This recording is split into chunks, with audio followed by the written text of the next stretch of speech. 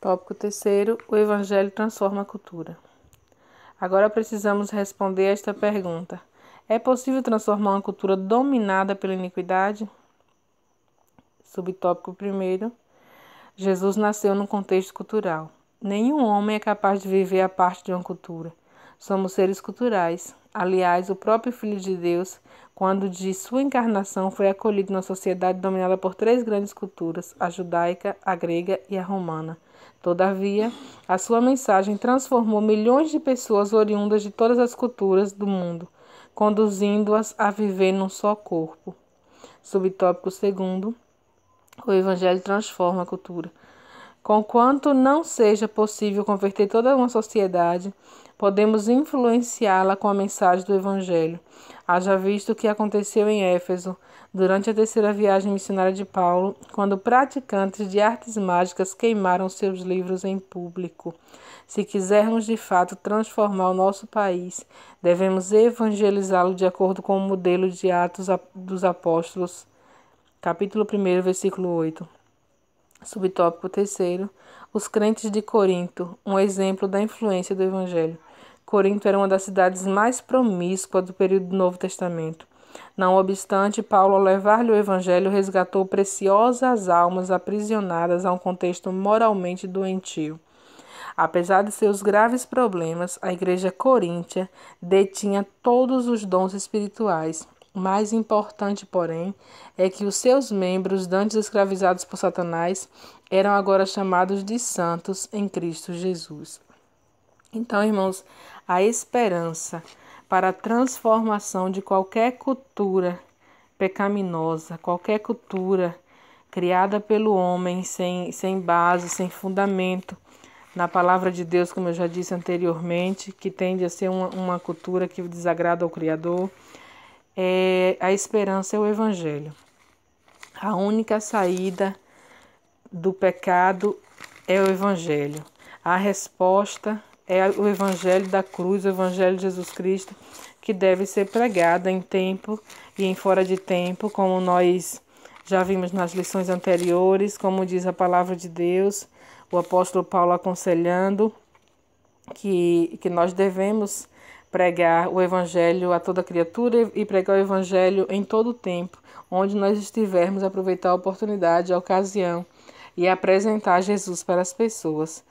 E como Jesus falou em Atos 1, versículo 8, mas recebereis a virtude do Espírito Santo que há de vir sobre vós, e ser-me-eis testemunha tanto em Jerusalém como em toda a Judéia e Samaria até os confins da terra. Ou seja, nós devemos pregar o Evangelho em toda parte onde o Senhor nos levar. Vamos abrir a nossa boca e apresentar a palavra do Senhor, apresentar o sacrifício de Jesus na cruz do Calvário, para que nós possamos fazer como Paulo, né? Se fazer de tudo para com todos, para que por todos os meios chegue a salvar algum, como ele falou. Jesus nasceu em meio a três culturas, como o comentarista falou, a judaica, a grega e a romana. Mas ele transformou a vida de milhões de pessoas. Ele não se adequou àquela cultura, mas ele atraiu pessoas daquelas culturas para viverem de acordo à palavra de Deus, viverem num só corpo, como igreja do Senhor. Porque o Evangelho tem esse poder de transformar a cultura. A palavra de Deus, ela opera em lugares inóspitos, ela prospera em lugares que a gente nem imagina, em lugares desertos, sem vida. Mas quando a palavra de Deus chega ali, ela não volta para o Senhor vazia. Ela cumpre aqui na terra o fim para qual ela foi destinada, designada. Porque a palavra de Deus é viva, eficaz, é fiel, verdadeira, ela é poderosa. Então, se quisermos transformar o nosso país, iniciamos pelo nosso país, realmente praticando o Atos dos Apóstolos, capítulo 1, versículo 8, pregando a toda criatura, pregando em toda parte, para que o Espírito Santo possa convencer o homem do pecado, da justiça e do juízo, e eles deixem de viver numa cultura pecaminosa e passem a viver numa cultura que agrade o Criador de todas as coisas. A gente tem como exemplo aqui os crentes de Corinto. Era uma igreja complicada, irmãos, era um povo complicado, era um povo promíscuo, mas o Senhor ele deu dons espirituais, todos os dons aquela igreja possuía. A palavra do Senhor diz que onde abundou o pecado, superabundou a graça. Então, quanto mais houve um pecado ali, mas quando eles se renderam ao Senhor Jesus, a graça de Deus foi abundante naquele lugar. A graça de Deus tomou o lugar que antes era do pecado. Então, o Deus que deu graça, o Deus que deu salvação, o Deus que deu dons espirituais para a igreja de Corinto, não mudou. Ele permanece o mesmo. Ele é o mesmo ontem, hoje e será eternamente. Então, vamos seguir o que Jesus Cristo falou: ide e pregar o evangelho a toda criatura. Ide e fazei discípulos, né? Então, nós devemos fazer o ide do Senhor. Aquele que crê e confessar, crer e for batizado será salvo.